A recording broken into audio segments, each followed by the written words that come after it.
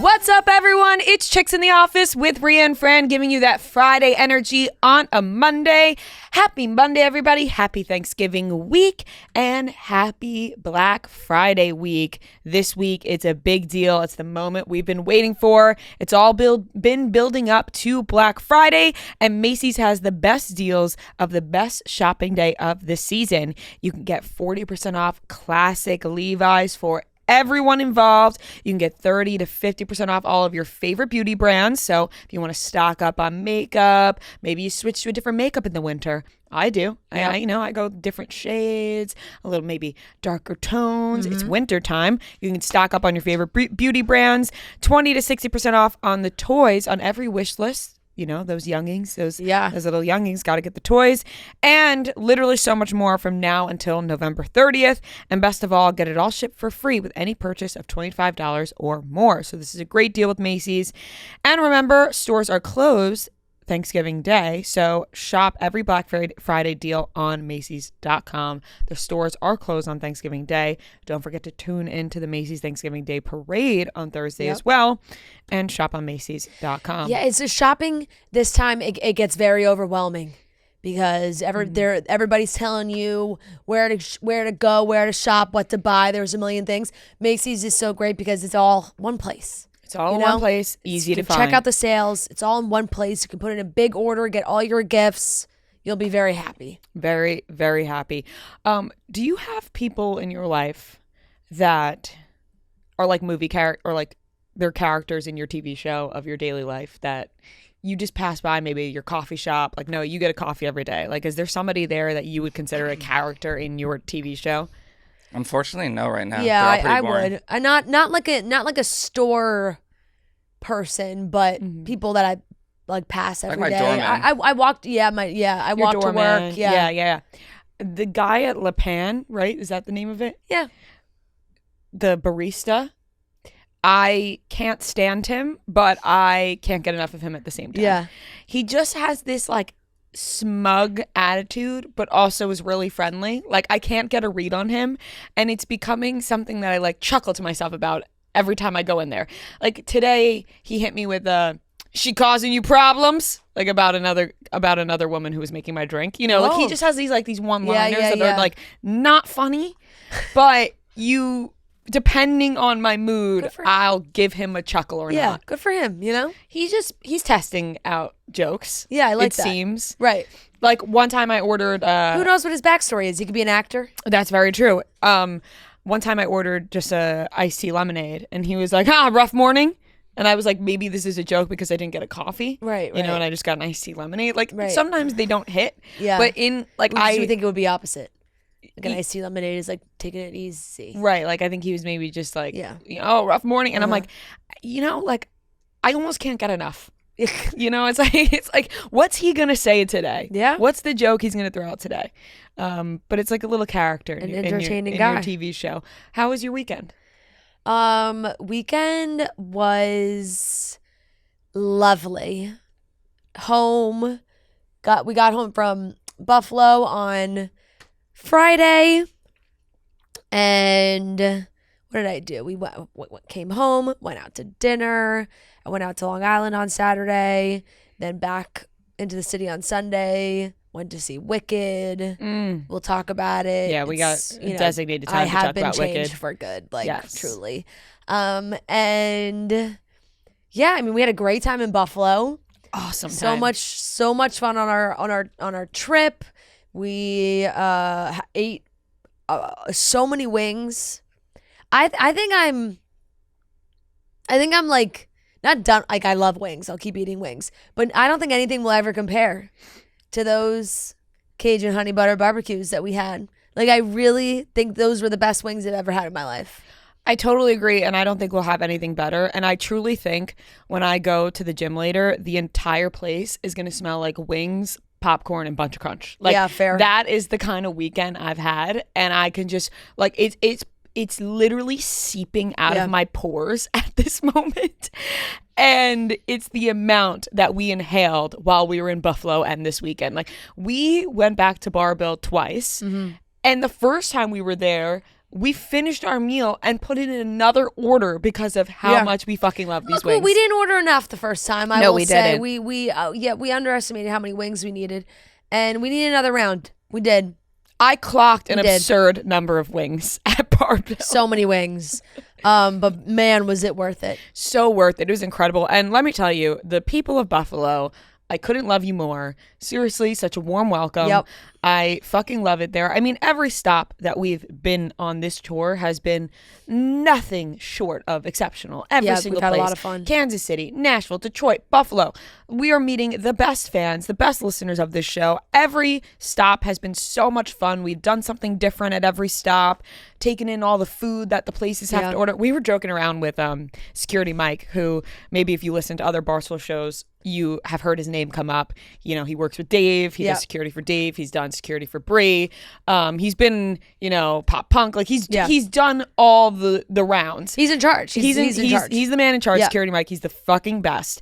And he just gets shit done. And we were joking with him when we were like, when you're with Dave, you got to be on the lookout. He's getting swarmed. If you're with Bree or Mubi and they're partying at the colleges, you gotta watch out for partiers.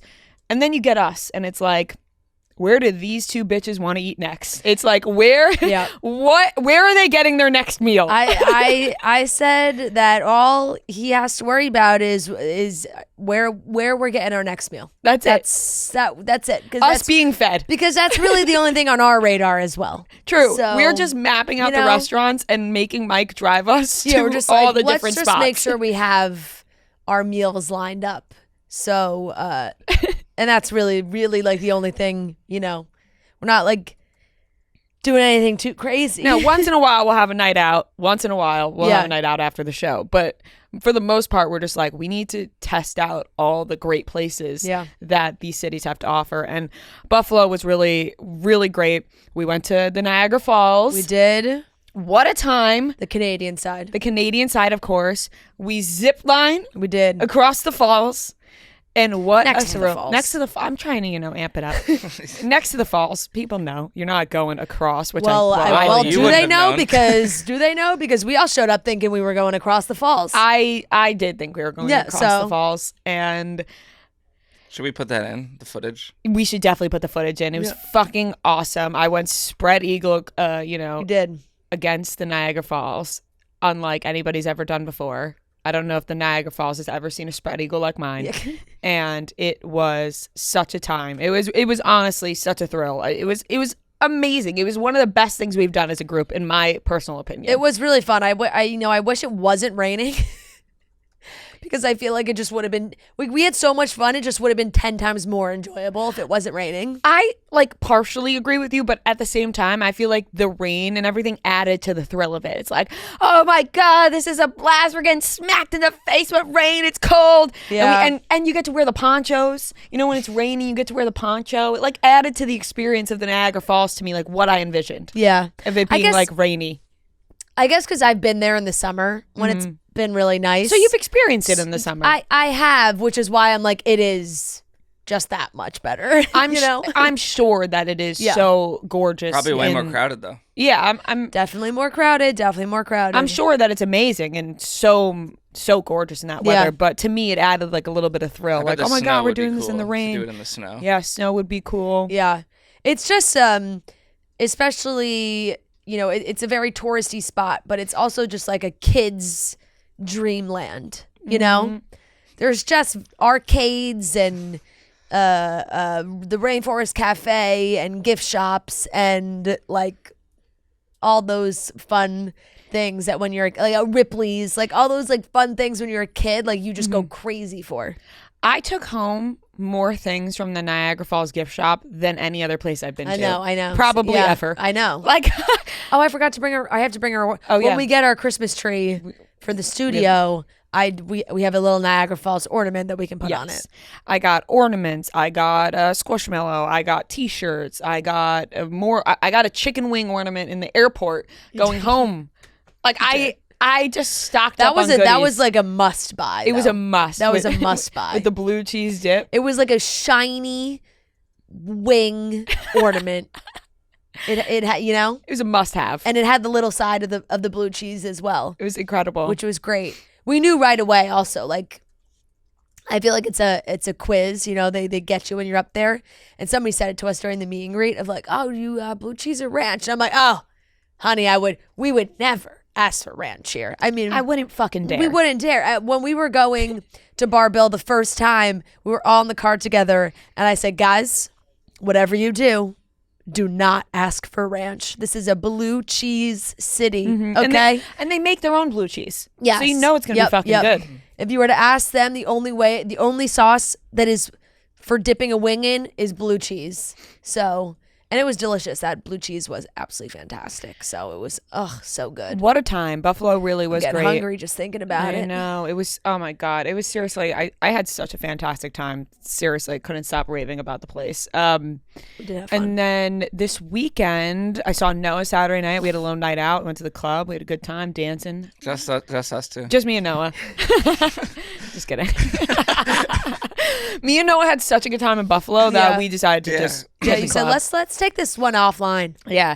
Let's take this out of the group chat. as I they mean, say. if you just heard what you said, you're like, yeah, me and Noah went to the club dancing. Well, I was just saying, like, here in this group, out of this group, me and Noah went out Saturday night with a couple of people, and it was a great time. But before that, Saturday, I was feeling like so kind of just run down from the travel and all the fucking wings we were eating. Yeah, like, yeah. I just was like, I really feel like I was like, I need some fucking vitamins and nutrients, like just fucking stabbed into my system.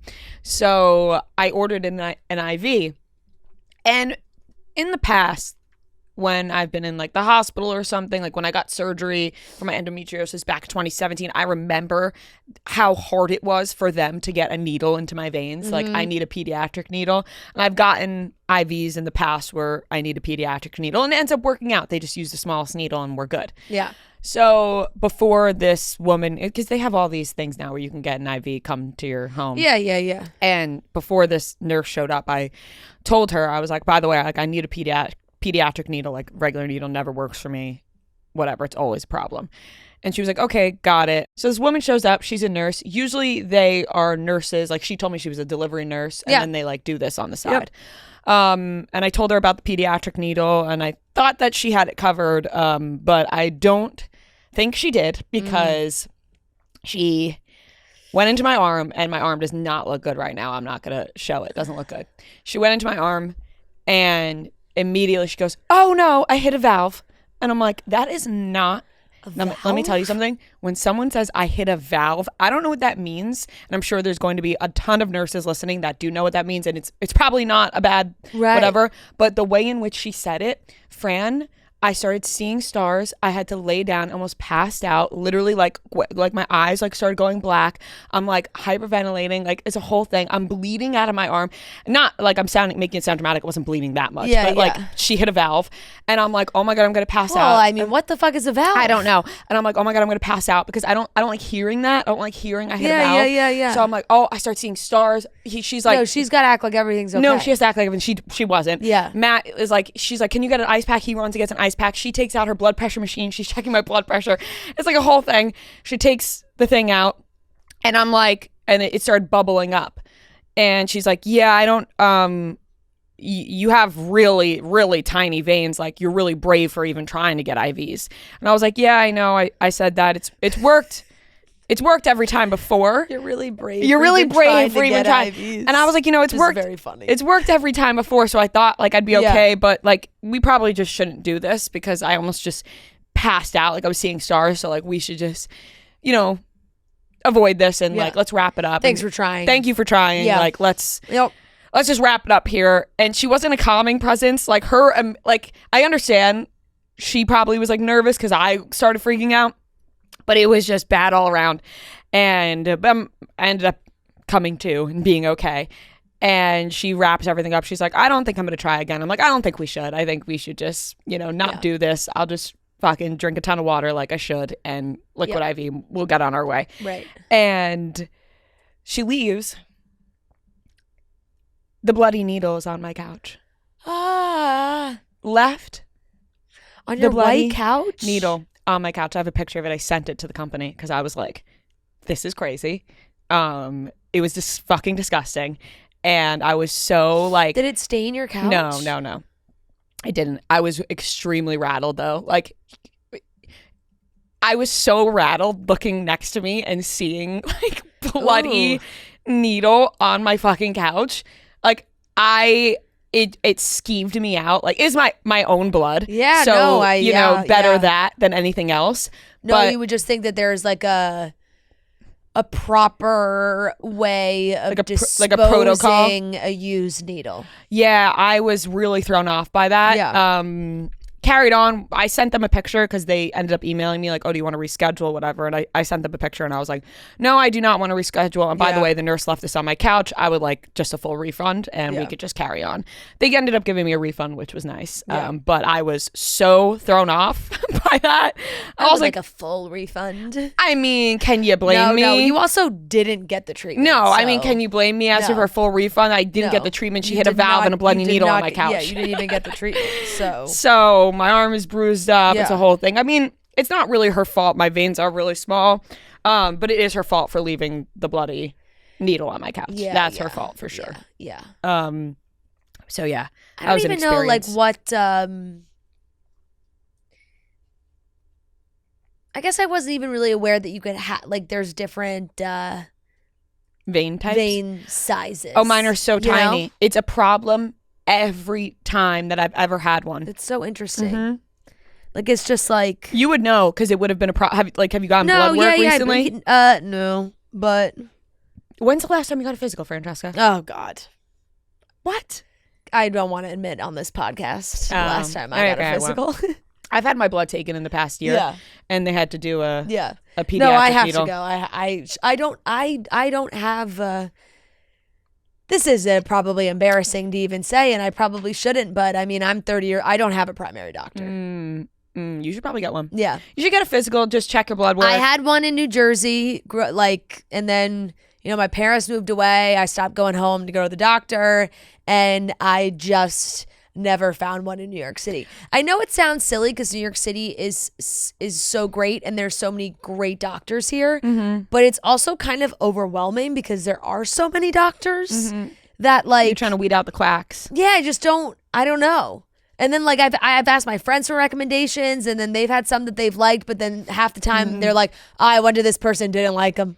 So I'm like, oh, well then I'm not gonna go to that person also. I would actually argue it's probably more common than you think that people don't have primary, because I honestly didn't for a while. Yeah. I ended up getting one about, I want to say like two years ago, and I've gotten a physical for the last 2 years. I like to get my blood checked, just make sure everything's good, Yep. But I'm also a hypochondriac. It's super it's super duper the right thing to be doing. 100%. Like definitely. But your blood tells a lot about you. It's been a while. But I'm sure you're healthy. Yeah, I'm also one of those people that's like, unless I'm like, I'm good. And I don't want to really know if I'm not good. Well, if you feel good, that's great. Yeah. I talked about my endometritis before, hormone stuff. Yeah. I've gotten blood work for that to get Yes, to get that shit checked out. As you should. But yeah, it's good to have a doctor. No, for 100%. One day you should get one. I would like to have no one. sweat though. You're healthy. You're fine. You're good. Whatever. Keep it moving. Yeah, no, totally fine. Totally fine. Totally cool. But yeah, that was Saturday before I went out, and I was like, fuck it, I'm getting up and going out. Like I was like, let's keep a move on. Let's get this dirty needle off the couch and let's go. Let's get these tiny veins pumping with alcohol. Right. And then I was like, what better thing to do than to go out and just take shots all night? That'll be healthy. That'll replace the IV I was supposed to get. I got a good giggle out of the sign saying banned from Club Penguin. Oh, that was so fun. That was a random table had a sign that said banned from Club Penguin. That's really funny. And I feel like Kelly Keegs was like, that is not something you should be advertising. Like she took it so seriously. That you got banned from Club Penguin? No, someone got banned from Club Penguin. She was like, that is not something that anybody should be bragging about. I was like, I don't know if Kelly spent a lot of time on Club Penguin like we did, but you can get banned for literally. No, it was very easy to get banned. Easy to get banned from Club Penguin. Yeah. And she was like, he must be a pervert. And I was like, all okay. Oh, we're no. jumping the gun Oh, here. We're no. jumping the gun here. He maybe just said like ass and got banned. You never know. You never know. So that was funny, but it was a good time, good weekend. And then Sunday, Wicked time. So we'll get into that. I saw Wicked at 1 o'clock so that I could come home and have plenty of time before the Eagles played Sunday night, which was awesome. They crushed. I'm Saquon Barkley's biggest fan, and I've changed my tune because he's just so good. And now it was a perfect day, one might say, of a combined Eagles win and going to see Wicked. It was so fucking good. So no, but honestly, the Eagles win was a highlight. My dad went to the game. Oh, So he was in LA at SoFi, which he said was really cool. I was gonna say, was it in? No, it was in LA. He this is very sweet, but he goes with his two buddies they pick. My dad lost one of his best friends, like literally his best friend from college.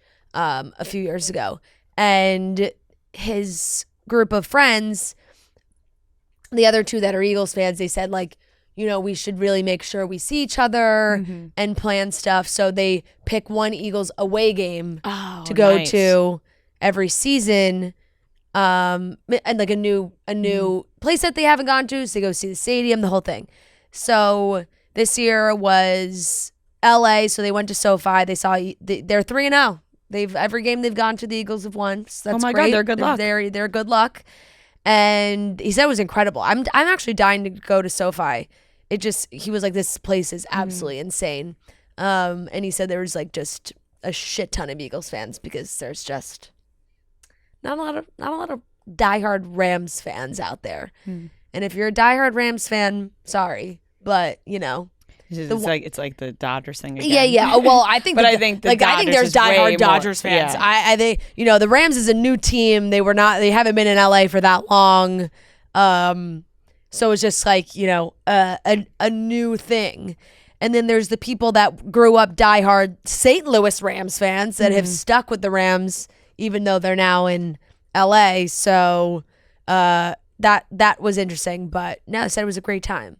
That was really that's so nice. I know it is very really nice. Sweet. It is very nice. They had a great time. So that sounds lovely. Yeah. And what a perfect little Sunday. It was. We have to talk about Wicked, so we're gonna get into that. We're gonna talk about Wicked just as a topic. We're gonna do a review.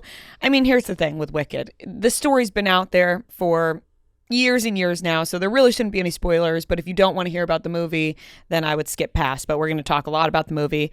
We're also going to be talking about the Countess. Luann says that she one time made out with Hugh Grant at a club in the Hamptons. Crazy. Which, who's to say she didn't?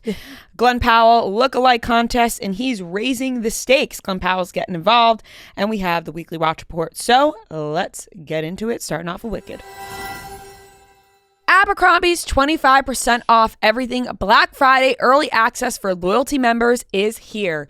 Are you not a member? Are you kidding me? Join myabercrombie.com. Right now, I'm wearing a cute little Abercrombie sweater that I love. It's purple. It's got like wine bottles on it, wine glasses, Abercrombie jeans, and new products drop today exclusively for the sale. Black Friday offer opens to all on November 27th, and it's their best sale of the year. Here's a code, everybody. We have an Look at this. Eagles. Oh, I love that Eagles sweater from Abercrombie. This cardigan I sent it to you. So cute. I was like, you have to have You this. sent And it you to already me. I had said I already put in the order. Oh my God. We just are reading each other's minds. Yep. But great news. We have a code. And I know everyone's always looking for a code with Abercrombie. You can use code AFCHICKS to get an additional 15% off at checkout from November 25th until December 2nd. Offer valid in US and Canada. Exclusions apply. You could see the details online, but use code AFCHICKS to get an additional 15% off at checkout from November 25th until December 2nd. It was a Wicked Sunday for all. Yes, it was. Besides Noah, he has not seen Wicked yet, so he unfortunately can't join the conversation. He probably won't see it. Will you see it? I don't think so. Yeah, I was You don't going to think say, so? I don't think he'll see so. it. What Even if- I'm trying to think like what if your mom would I wants to put it go? on if it's like once it's on TV? Would I put? And I'm like, it's so long, and I just am not a musical person that I'm like, I just can't do it. So It took me a long time to watch Barbie, and then I watched Barbie. But what if your mom wanted to go this week? I mean, yeah, I would go. Should we get Jen to take Noah to Wicked? I would go if my mom really wanted to go, but I honestly, I don't know if she's gonna want me to say this, but she was like, she had no interest. Really? Yeah, which is kind of surprising to me, but she didn't. She has no interest to go see it, is what you're saying. I think she has no interest in watching the movie, but she's like a big fan. She's like, I've seen the play. Like, why would I? Like, I already saw the play. Like, but I don't know. I guess I could see having that angle. Like, if you don't want to ruin the play for yourself. Yeah. I'm sure she'll watch it eventually, but yeah. I tried to just rationalize that in my head. I can't. No. I know. I called my mom yesterday because she fucking loves the play. My mom has seen it a couple times. And I was like, I'm going to see Wicked. And she was like, oh, my favorite. And I was like, are you going to go see the movie? And she was like, I don't know. I don't know if Daddy wants to go see that. And I was like, someone needs to take this woman to go see Wicked because I know that she would love it. My mom also took me to see Hairspray when I was younger, too. She loves a musical like that. Those are great ones. Absolutely great ones. But Wicked was just, I mean... It was fantastic. It really was incredible. It exceeded expectations, even though the expectations were very high because of the reviews it was getting already. Right. We went in knowing that everybody was raving about it, but sometimes there's a world where like you're just whatever part of the internet you're on, like you're raving about it. Maybe you have a different opinion, but I mean it was fantastic. I was blown away, and truly, really, Ariana Grande is a revelation. She is. She's a superstar. I walked out and I looked at you, I said, that was Ariana's movie, you know? She was so great, and it is not taking anything away from Cynthia because Cynthia is also absolutely fantastic. And I think she plays Elphaba so well. And I mean, their voices are incredible, but I think it's because you're watching it in two parts also. So Act 1, Act 2, Wicked Part 1 is Act 1. And Act 1 is just a little bit more Glinda dominated in my mind. There's funnier moments. There's like Glinda's comedic moments are there to shine through. And then Act 2 is much more Elphaba in my mind. So I feel like in this case, it was just this part like, oh my God, she was so good. Her comedic timing was perfect and her voice was insane. The opera notes that she was doing, blown away. I had goosebumps the whole time. Every time she opened her mouth. As did I. She was spectacular. I couldn't take my eyes off of her too. Like whenever she was on the screen, even with other people, I was so like locked into Ariana Grande. She was just incredible. She really was like, and I didn't feel, and I feel like this is the director had talked about this, that like he made Ariana Grande come back 3 or 4 times because he wanted to make sure that we weren't getting Ariana Grande. Like it had to be stripped down to be Glinda. And that's what I felt while watching it. Like I was like, oh my gosh, she is Glinda. Like this is not Ariana Grande. Like she just completely transformed herself into this role. I mean, we can see it. Like she now talks like her in interviews and everything. But it makes more sense to me that Ariana Grande has transformed into Glinda than Austin Butler has into Elvis. And you know, maybe I'm just being biased towards Ariana Grande, but I thought it was just spectacular, the entire thing. I would have watched part 1 and part 2 if they would have gave us just like a 10-minute intermission. I would have watched the second part there. I would have sat there all night because even with a 2-hour and 40-minute length, I did not feel like it felt long. And I am not someone who likes a 3-hour movie. I've talked about it before. I really don't enjoy that long of a movie. But I got up to go to the bathroom when we were about 2 hours in. And I was like, what? Like, I genuinely was blown away when I looked at my phone. The movie started about 5:20, and it was like a little after 7. I was like, oh my God. Yeah. Like, I couldn't believe it. It flew by for me. I could have sat there for the next 2 hours and watched the second part. Like, it just was, I thought it was so incredible, and I was so engaged into the movie. I mean, the certain tearjerkers for me was the ballroom dance when Glinda Ozdust. Yes, Glinda dances with Elphaba for the first time, because everyone's making fun of her, and she is like, I'm gonna step up and dance with her. Tearjerker. Mm-hmm. The ending was so incredible.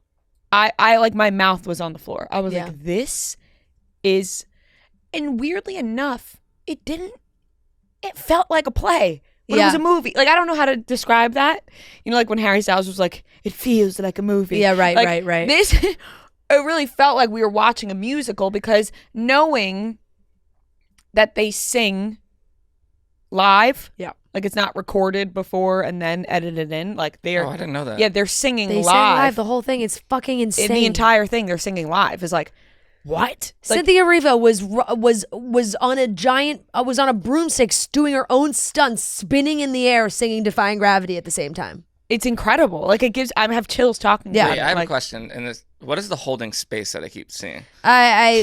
We can talk about that after. That has nothing to do with the movie. There was an interview where the interviewer said to Cynthia Erivo, like, about Defying Gravity. She was like, a lot of people are talking about Defying Gravity and like holding space for these lyrics, and like Cynthia Erivo was like, I didn't know that. And like, I didn't know that was happening. Yeah, she was like, I didn't know that, and like starts That's exactly crying. What, she and then says that's exactly what Ariana I Grande holds her finger like this.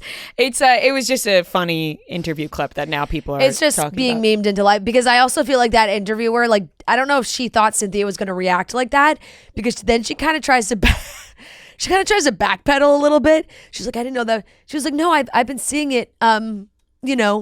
I've been seeing it. She's like, I work in queer media. I've been seeing it. And because I think like Cynthia was like, oh my God, it made her very emotional. But yeah, everybody ran away with that, because one, it's like, what really does that mean? Well, you know what? I'll try to decipher what it means. Holding space for those lyrics is, to me, identifying with those lyrics. Yeah. Taking in the meaning of the song and relating it to your own life. Even though it's about a witch who's green, that is not the story. Yep. There is so much more to the story. This person who has been made fun of, who's been cast aside by her family and her peers because of the way she looks.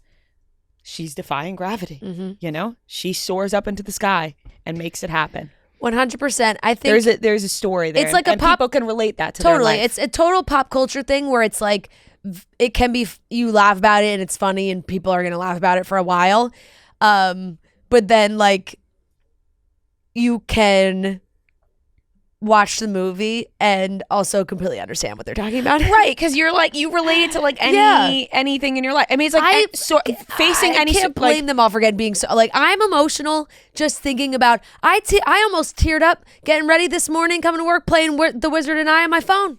I know. Just like doing my makeup and listening to this song, I almost started crying again. I totally understand why they're emotional. I mean, she was facing adversity her whole life, and this was her moment. And I mean, they're so good. I will say about the length. The length did not bother me either. Gia thought it was a little too long, but I think with adapting a musical into a movie, it's really tough, because when you go see a musical on whatever at the theater, Broadway, you are accustomed or expecting like mostly singing. You know, there are spoken lines, of course, but you're not dying for more spoken lines because you're like, it's a musical. I think when you adapt it into a movie, you're trying to reach such a bigger audience, and you're trying to get those people that maybe aren't huge musical people to also see the movie. And when you do that, you kind of need more dialogue so that it isn't just all singing. And that's going to make the movie longer. That's going to make it longer. You know, they got to add in a few more things. They got to add in a little bit more dialogue. And a lot of the songs are long. And what are you going to do? Cut the song? Like, the songs are long and they tell a story and you need them in there. So I also was not bothered. I was not bothered by the length at all. Now, like, do I wish somehow it could all be one part? But I also understand that it just can't. Because realistically, if we want everything we want in it and every song and certain lines and whatever, it would be a 5.5 hour movie. Right. I don't even know what they would have taken out to make this shorter. I know.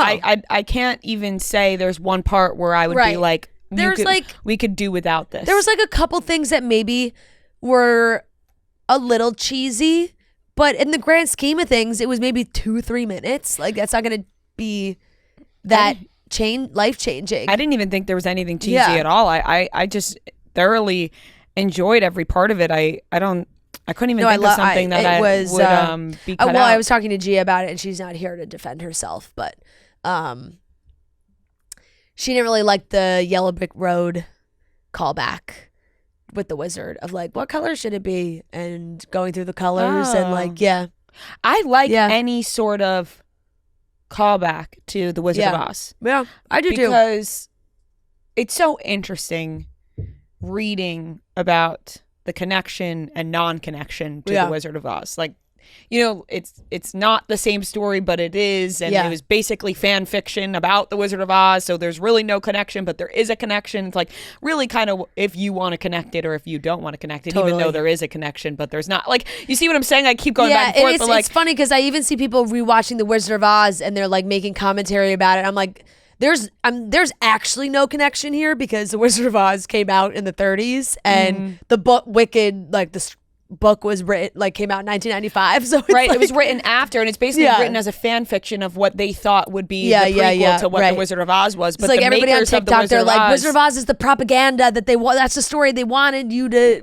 world. You know, it's like, well, fair. And the Wizard of Oz came first, and that was really it. So it is so interesting that this story was made because then you have like Fiyero, he's the Scarecrow, and then Bach is the Tin Man, but like the Scarecrow sees the Wicked Witch as his enemy, but really he's not. Like, Fiyero wants to be with Elphaba, so then you have to make the connection and be like, well, was he just using Dorothy to get to Elphaba and making Dorothy believe that was his enemy, but it's really not his enemy? He really just wants to get back to the witch. In my mind, you just have to separate them. You know, like I like connecting the two.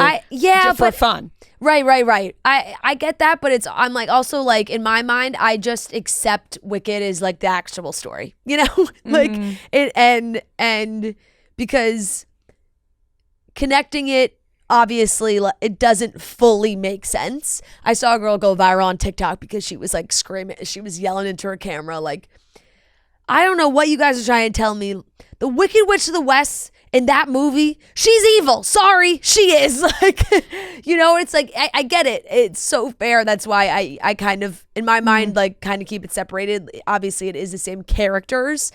Right, because Elphaba is not evil. So when you watch The Wizard of Oz, you're like, this evil, ugly witch is not Elphaba, because Elphaba is a beautiful woman who is actually trying to help. Yeah. But she's then seen as wicked.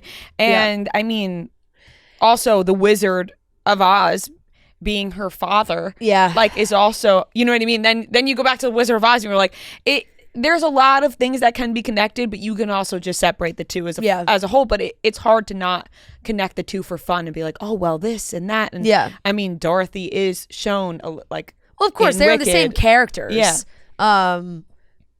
But like, you go back and watch you can't go back and watch the Wizard of Oz and think like, ooh, that line was maybe like a hint at that her like not being evil. It's like, no. And when they made the Wizard of Oz, she was evil, right? You know? Because the Wizard of Oz came first, and she was just straight up evil. They had the Wicked Witch of the West, and she was evil. Yeah. It was the makers of Wicked and who decided that they were going to be like, you know what, we're going to make this Wicked Witch have a backstory. Yeah. It's kind of like watching a movie of a high school bully, and then they have a backstory of you show them at home, and they have a hard life at home, and they're actually not so bad, and they become mean because of things that have been done to them. It's a villain's prequel story. Yeah, it's like the Joker. Right. Yes. What was I going to say? Oh man. Oh no. I quite literally my entire For You page is Wicked. Like I haven't gotten one other single piece of content in like a week. And it's funny because there is obviously a world, there's a younger generation. There are so many people who don't know the story and haven't seen the musical. Mm-hmm. And like seeing people freak out about spoilers or like people are posting. I saw this where she turned the comments off in the video because she did this post where like all the text came up. Yes. And it was just like basically everything that you find out in part 2. And in my mind I was like, come on. Like I know a lot of people know, but not everybody knows. Mm-hmm. And you're just putting that, you're blasting it all out. You're kind of ruining the whole rest of the, I'm saying ruining like it's but like I a guess shocking, I just did that too. But it's, yeah, but it's, I don't know. I guess. I guess I just did that too. I don't know, but it's like. But I just thought that if you saw Wicked. Yeah. But I think there's so many, it's just shock. And I've seen so many people commenting being like, I'm actually blown away by the amount of people who just don't know like the story of Wicked. Or just haven't seen the show. Which I guess is really awesome for people discovering it for the first time. It doesn't matter if you've seen the play or you haven't. Like it's an incredible movie, incredible story. There's so much more than it just being about like witches and magic and whatever. Like there's a really beautiful story within Wicked, and I'm happy whichever way people are discovering it. But the being able to see Wicked on Broadway at like a young age, I feel like a lot of like kids in New York, New Jersey, like experience that. Yeah. And what a blessing. No, that's what I was getting to. Yeah. It's a blessing. Like it really was an experience being able to, and basically everybody I know has seen Wicked. Yeah. Because when I wanted to go see it, I didn't want to bring Matt if he was going to be like sour about it. Like I want to go see this. Like I'll go alone if you don't want to go, whatever. And he was like, no, I saw Wicked, the play. He was like, I really loved it. I'm down to go see it. I'll go into it with an open mind. And he loved it. He was like, what a beautiful, he's like, what a beautiful story. He was like, Elphaba is so empowering after. I was like, you know what? She really is. She is. And she stands up for what she believes exactly. in. And he was like, he's like, you just root for her the whole time. And I was like, of course you do. You absolutely do. It was crazy being in the movie. It's like trying to sing wasn't even my struggle. It was not clapping at the end of every song. Like I think from seeing the musical, you're just so used to being like, yeah, yes. Like she hits that note at the end of like, and at the end of like the Wizard Night or those moments and like the big orchestra moments, and you everybody claps, and then I was like, oh my God, we're not gonna be we don't clap at the end of the songs. There were a few moments where loud claps from the theater. Loud claps. And I was like... My theater was only really at the end. Like, at the end, everybody clapped. But... Because I saw you were there. What? Because I saw you were there. They didn't try to make noise while they were watching. Oh. Well, I don't guess. I thought you were being nice and saying they clapped because she was there. Yeah. I was like, oh, that's so nice. No, I was saying they didn't. No, he's make saying any that noise. I would yell at everybody for making a noise during the movie. I was like, oh. No. I will say though, there was a girl sitting next to Gia who was on her phone far too much, and the way like Gia and I were joint scoffing at her, like trying to get her attention. Like she kept pulling out her phone, and both me and Gia would be like, oh. No, that is not. Let me tell you, a musical specifically and Wicked is not. I mean, you don't pull out your phone at a movie theater anyway. Like, I think that is a big no-no. If you need to check your phone, go to the bathroom, check your phone, come back. The screen is so fucking bright. Even if you turn your brightness down, it's so bright. But a musical specifically, you cannot go on your phone. You're going to miss the context of the film. Yep. They're singing through it. It's like that's their dialogue. So you're going to miss it if you're not paying attention to the whole thing. And I don't even know how you could want to go on your phone. Like, I don't know. I was in such a trance the whole time that I didn't even want to check I only checked when I went to the bathroom, but that's so annoying. That's so annoying. It actually was. I'm sorry you guys had to deal with that. Right. But Despicable. But my God, what a feat, really. Building all those sets and putting all the work. And, you know, I thought, shout out John M. Chu. He did a great job. He did. Directing. I saw a funny video of people being like, the same guy who gave you this, gave you, and then it went to clips of Justin Bieber's movies because he directed the Justin Bieber movies. I was like, yeah, he is fantastic. Also Step Up too. And I mean, just across the board, everybody was so good. Cynthia was so good. Jonathan Bailey was so good. The voice on Cynthia. Michelle Yeoh was so good. Oh, Michelle Yeoh was fantastic. She played that so well. Did you hear her talk about Cynthia and Ariana calling her with John because John wanted her to do the film and she was like, well, you have to sing. I don't sing. Yeah. And then the two of them called and got her to do it, which is just, I love stories like that. Yeah. I love little casting stories. I mean, Cynthia's voice is just, I've just been watching videos of her singing, even from The Color Purple. Yeah. I mean, it just chills every time that she is such an amazing talent. Like I can't get over it, and I can't wait to see more of her in part 2 because, like you said, it is very Glinda heavy in the first part, and Ariana was just spectacular. Yeah. But I'm excited for Cynthia to have like her. I mean, she did have. She does. Saying I mean, she obviously has her. It's part. just a build up. It's just a build up to then she part 2. I mean, Defying Gravity just knocks you off your feet. Like every time. I almost threw myself off my chair when she, like, those like last 10 minutes, I was just in disbelief at what I was watching. It was so incredible.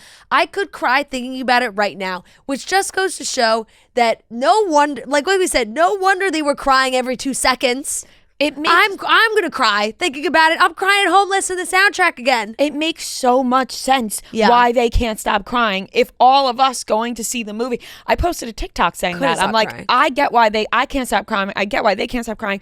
And somebody commented being like, I've seen the movie. I don't get why we're crying. Oh my God, you're heartless. Truly.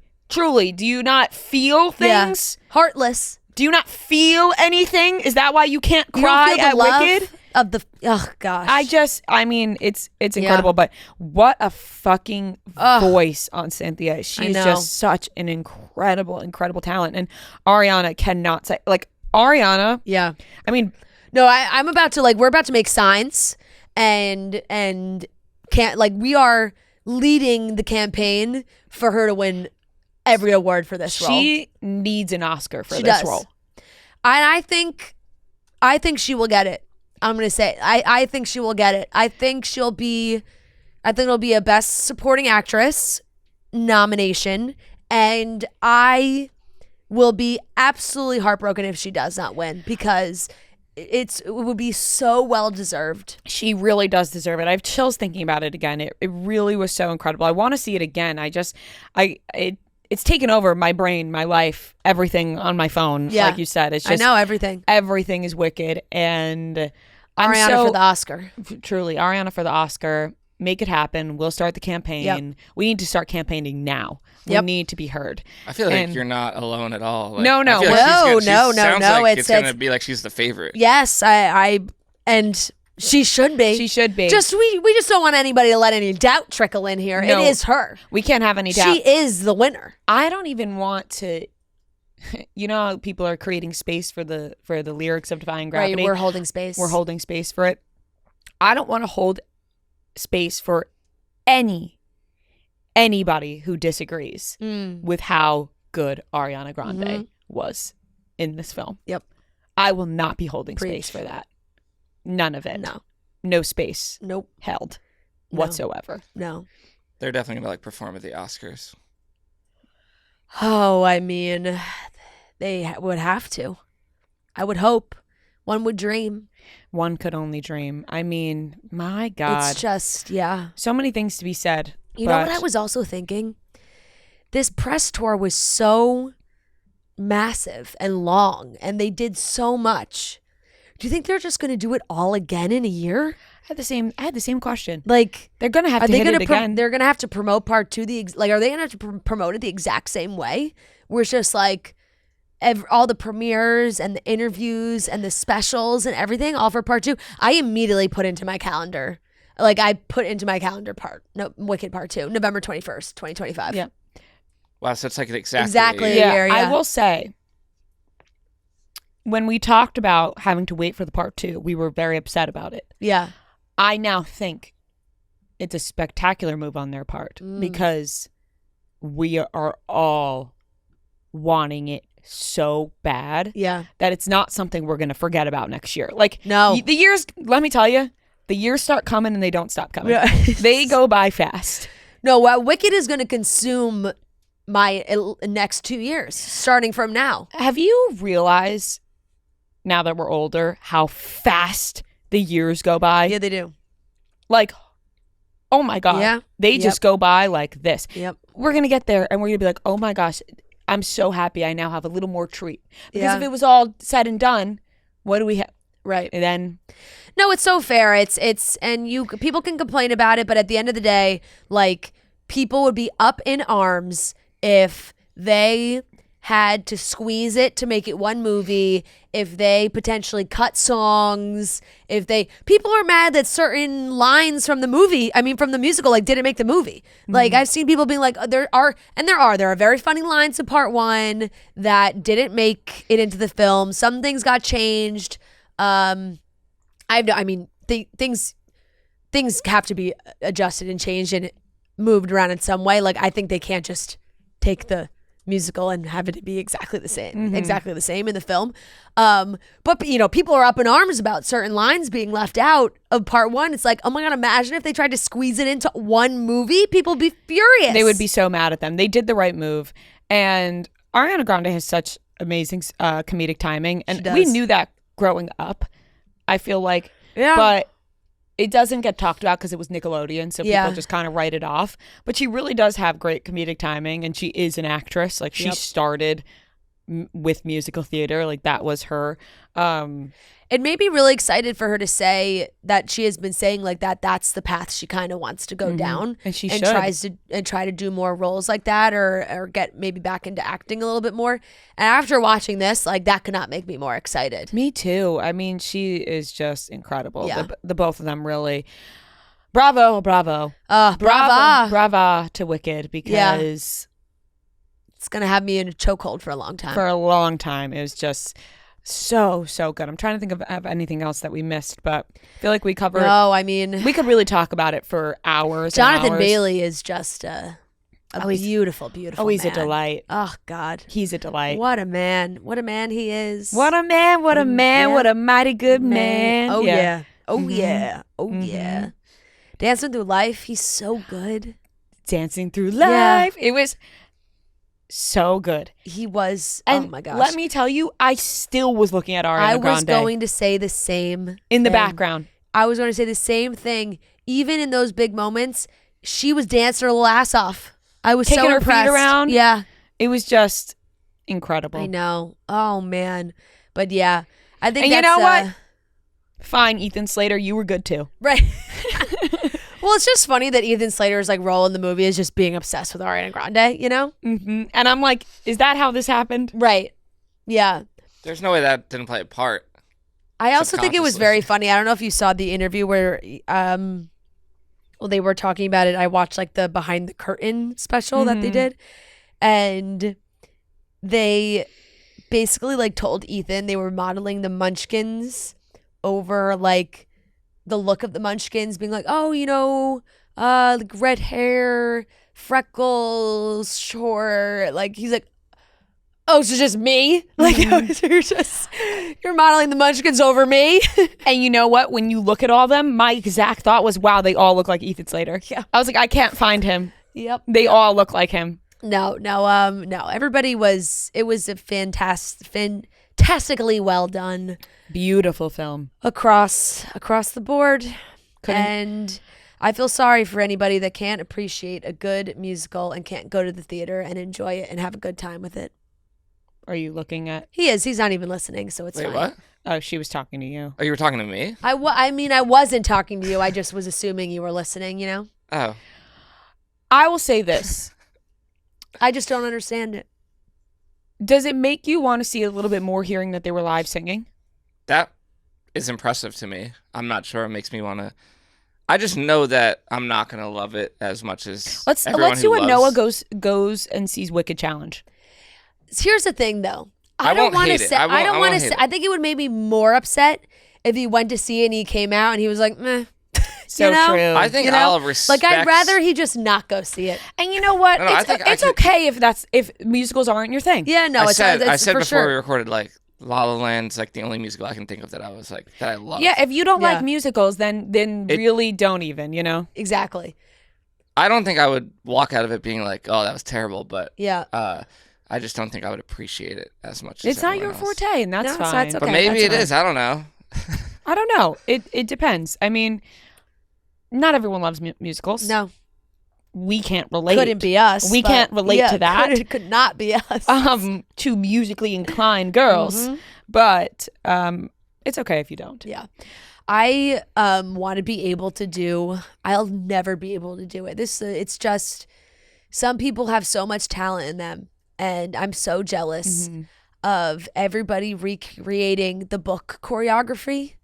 Ariana's book choreography, and it's all over my TikTok. It's just everybody doing it. I'm just watching. I'm like, God, I'll never be able to do that. Oh, you totally can. No, I don't thought think about I can. doing it. I don't think I can. I thought about doing that.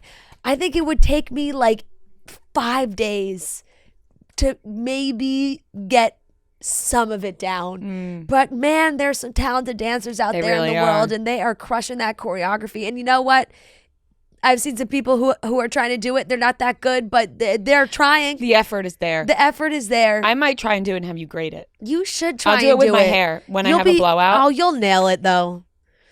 It's just and then it's like the move around the book. Oh. Yeah, I'll do it maybe this week. Dear good Linda. Oh gosh. You are just too good. Yeah, I just wish. I wish. Yeah. Man, that would be my wish. Oh man. Whatever my heart desired to the wizard. Some dance moves. Freaking wizard doesn't even have any powers. Yeah, he's All a right. schmuck. Yeah, totally. Okay, moving on. Now we're going to talk about something so not as I know, exciting it's just like whatsoever. I like really. nothing is Can we as just exciting. end the podcast here? I don't No, think anybody wants to talk about. No, It's just like who cares that Luann made out with Hugh Grant? No, I mean, nobody. I guess I kind of do care. It's just Wicked. It's Wicked Day. It is Wicked Day. Why can't we just celebrate? Yeah. Let us celebrate. One short day in the Emerald City. Speaking of us harmonizing together, Yeah. their voices together. Oh my God, perfection. Oh, Yeah. Oh my God. Yeah. Like a mix of Jesus and Fergie. It's just too damn good. Silky smooth. Silky smooth. Silky smooth. Beautiful. I know where I'm about to go back talk about it again, but this is my last thought because I didn't say it before. For somebody who didn't really have a lot of lines, I thought Bo and Yang was also fantastic. So good. Wait, I wanted to mention that. Yeah. I forgot to mention that. That just came into my Wait. mind. And I'm so glad he was able to do it. Same. Because did you hear the story about how Ariana Grande had to call Lorne Michaels to let him do the film because Saturday Night Live, they can't take off and go No, they can't be do a missing movie. shows They or can't be anything, missing shows and go do a movie at the same time. And Ariana Grande called Lorne Michaels up and was like, it is quite literally the perfect example of what if we just called Lauren up. What if you just called Lauren up? So good. He was so funny. So he had funny. the perfect lines. Yeah. Like genuinely And just they, they were short and sweet. He didn't say much, but they were so good. And sometimes you could just hear his you could hear him in the background, which was very good because even that was comedically very funny. so funny. There were a couple times where I chuckled loudly at Like he the is lines. hysterical. No, he is, but and he nailed that. the delivery of Yeah. the line, it was the perfect little comedic touch. Totally. So good. Yep. Okay, We back just really want to give everyone their flowers. No, we you really know? do. We could sit here all I just day. want them all to line. I want to go to the theater. I want them all to come out one by one. I want to lay a single rose at their feet, maybe kiss their toes, and they take a bow. I agree. I would kiss all their toes. But I would go yep. down the line. Oh my God! And lay just a single rose for each one of them. Yeah, I totally would. All right, I let's would- talk about I would Luann. kiss each pinky toe, each big toe. I would do it all. Yep. Anyways, Luann de Lesseps, Yeah. the Countess. Yep. She said that she made out with Hugh Grant. What a story. In the Hamptons. And I would expect her to make out with Hugh Grant nowhere else than the Hamptons. Right. She did an interview with Too Fab. Classic. And she said that a girlfriend of hers had this is what she said, direct quote. A girlfriend of mine called me and was like, Hugh Grant is at Pierre's. I said, I'll be right over. I called and said, get the table right next to Hugh Grant. We need the table next to Hugh Grant. I had my family over. My brother was visiting me and I said, let's go. Then she said she began flirting with Hugh before their meet cute got hot and heavy. I said, sit me right behind him. I pushed out my chair real fast and bumped into him. Flirting 101. I could just, and Luann is a storyteller. She really is. Okay, so she was flirting 101. I bumped into him and said, oh, I'm so sorry. She went on to say that the Golden Globe winner recognized her because they are both friends with Andy Cohen. Of course, she's like, did he recognize her? Yeah, of course. After she bumped into him, she said she offered to buy him a drink. I'm so sorry. Can I buy you a shot? I feel terrible. He goes, okay, but I'll come have a shot with you if you do one with me. Ooh. Yeah. Before you know it, we're thinking of Hugh Grant saying that. I know. I'm like, Before you know it, we're taking shots and making out heavily at the table. Oh, I'm on fire right now. Yeah. Heavily, she said. My brother was like, I can't believe you're making out with Hugh Grant. And I was like, neither can I. Before changing the subject, Luann also alluded to the fact that she and Grant were kind of tipsy at that point. Duh. So just a drunk. She's just a girl.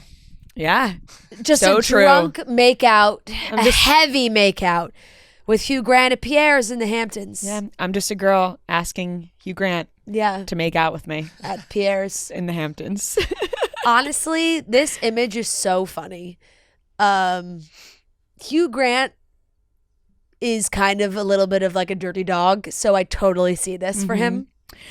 I'm picturing Hugh Grant and Luann flirting, and weirdly I buy it because I think Luann can flirt with anybody. She can flirt it up and down. I mean, I feel like sometimes she's flirting with us when we interview her. Right, like, she just has that way of speaking. She has that gaze. Yeah, 100%. And Hugh Grant, I feel like you can't make out with Hugh Grant unless you are heavily tipsy.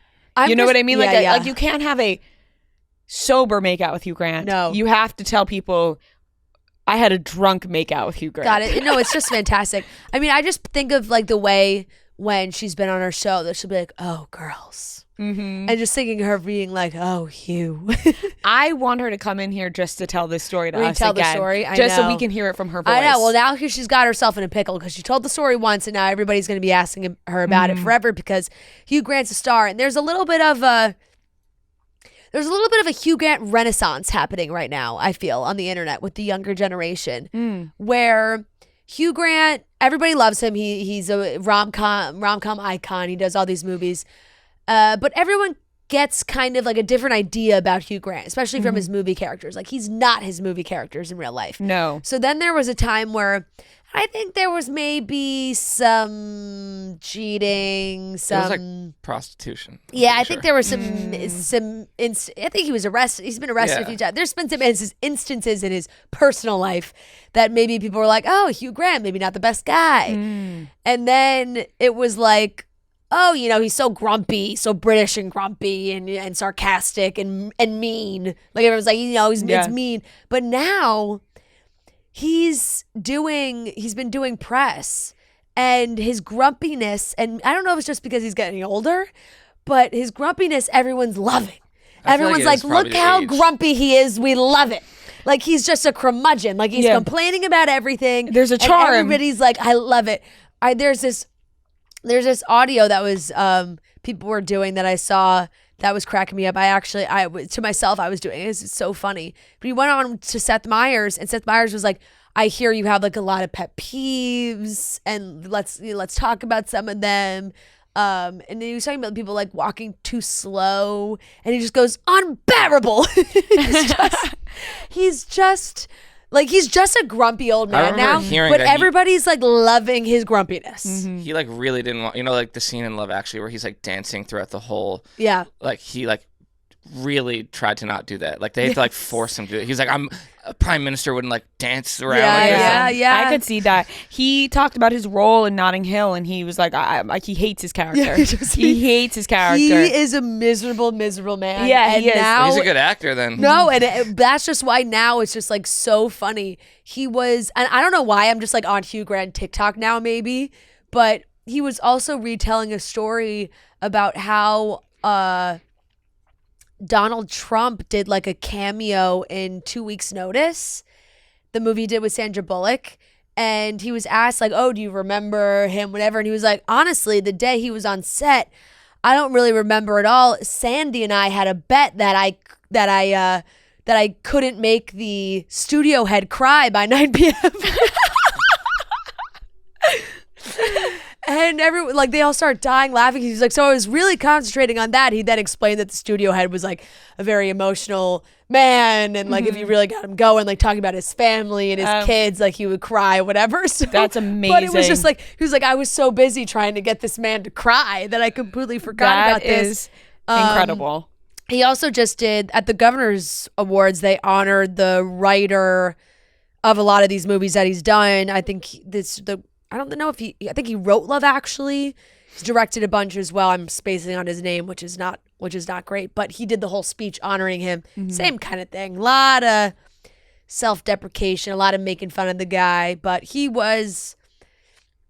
that's just, I mean, I feel like everybody's talking about it right now, that this younger generation is like, look at how grumpy he is. I love it. Mm-hmm. And now they're going to be so jealous. I would love to know the time. I would love to know like when this happened. Right. I don't know if Luann gave us an era, like what era she was making out with. I hope it was in like the 2010s.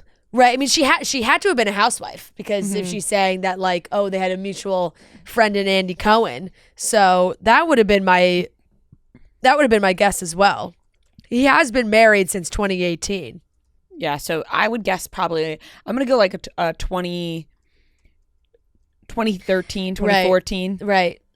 She was married too then. I don't know. Who knows? I don't know. Maybe it's a small little. Maybe it's all little blurry lines. Right, little blur. She doesn't exactly maybe remember. She told a story she wasn't supposed to. I don't know. Right. Who knows? Who knows? But what a story. Yeah. What a story. Great story. Talk about like hearing somebody's, sometimes you say that your friend's at a bar or whatever, and I think it happens in New York too, where they're like, oh my God, so-and-so's at the bar. Like, holy shit, freaking out.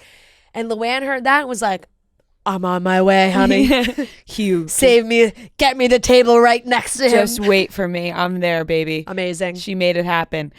Glen Powell, lookalike contest. Another lookalike contest, one. And now it's gonna be Glen Powell. And I'm not sure anybody can quite relate to Glen Powell's teeth, smile, mouth situation. Like, fair. Unless you're part of his family. Everybody in his family has the same mouth, and unless you're a part of the Powell family, I'm not sure you quite have it. But the stakes have been raised.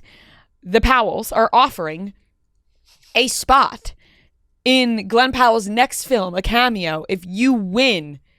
Yeah, the Glen Powell. There was a winner. Or yes, well, it was if you won. It happened this weekend. If you won, you get the cameo. Yeah, it is very funny because man, are these events hit or miss, and some are out of this world and some aren't. And here's the thing. Popcrave somehow gets footage of all these events, whether there are 6 people there or 600 people there. Like, it's absolutely insane. Last week, they posted footage from the Zendaya lookalike. Oh my God. Not a big turnout. Oh my God. No. And you know what?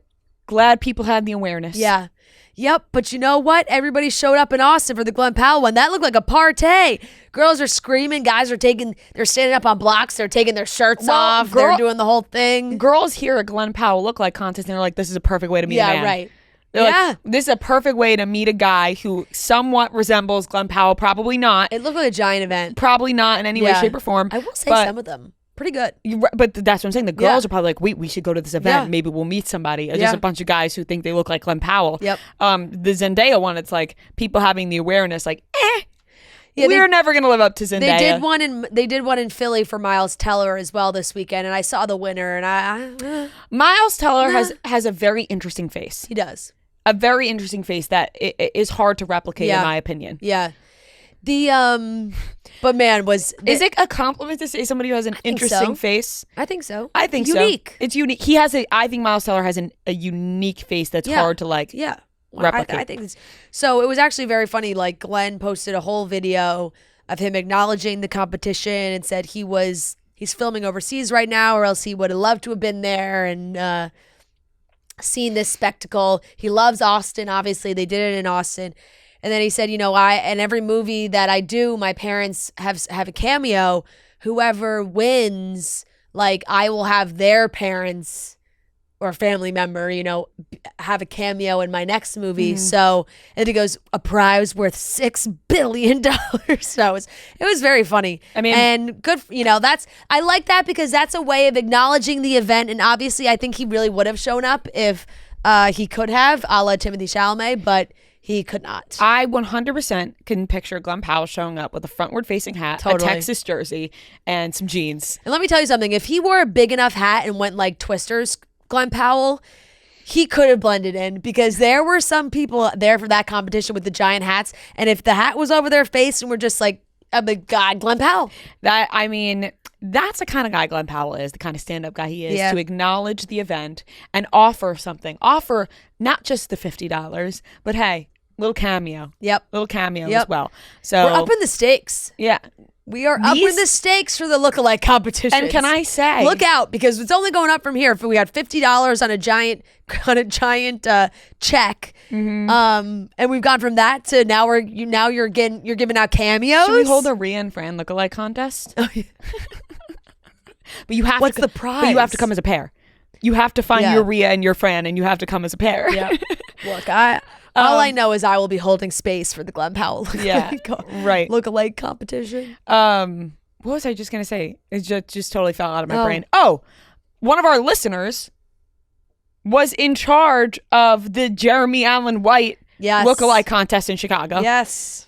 We received a DM on Chicks in the Office, and we speculated on who's running these things, and she said, honey, it's me. Hand up, it's me. That's unbelievable. Yeah. Just so incredible. But yeah, more to come, it seems like these lookalike contests it's picking up real steam here. And honestly, we'll never run out of them because there's tons of actors and actresses that we can make this happen. But I think the male ones are more popular.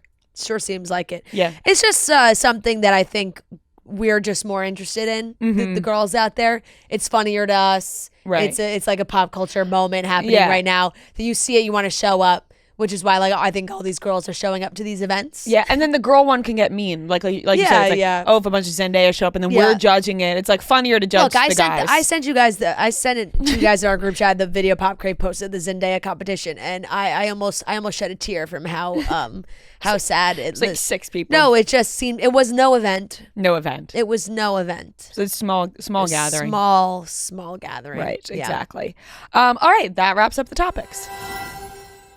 From overcrowded stores and flight delays to awkward family dynamics and dinner mishaps, the holidays are far from perfect, but that doesn't mean we have to lose our chill. Forgotten ingredients don't have to ruin dinner. Takeout and Coors Light are always crowd pleasers. When the mountains turn blue, it's as cold as the Rockies. Coors Light is cold lagered, cold filtered, and cold packaged for a smoother finish. We're finally here, guys. It's that week. It's Thanksgiving week. You're probably gearing up for some family time, enjoying, planning. Just remember that if something goes wrong, if something gets burnt, if somebody forgets to bring the dessert they were supposed to bring, it's all okay. You choose chill, you relax, make sure you're stocked with Coors Light. You choose chill this holiday season and then reach for a Coors Light. Get Coors Light delivered straight to your door. Visit CoorsLight.com/chicks, or you can find it pretty much anywhere that sells beer. And always celebrate responsibly from Coors Brewing Company, Golden, Colorado. All right, let's get into the Weekly Watch Report, where we talk about the things we watched this week. Weekly Watch Report on Monday. Weekly Watch Report on Monday. I was thinking can that. Can you make it wicked? I was trying to. Yeah. I don't know if anybody wants to hear that from me. No, come on. Come on. Weekly Watch. Noah's crawling under the desk. Let me tell you something. Why would you? No, because you took that in a different direction.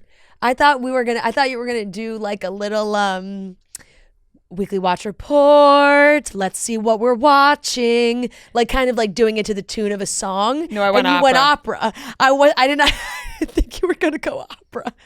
I was having fun until I looked across me and saw man crouched under his desk. Did almost, which is funny because you have headphones on, so there was no escaping it.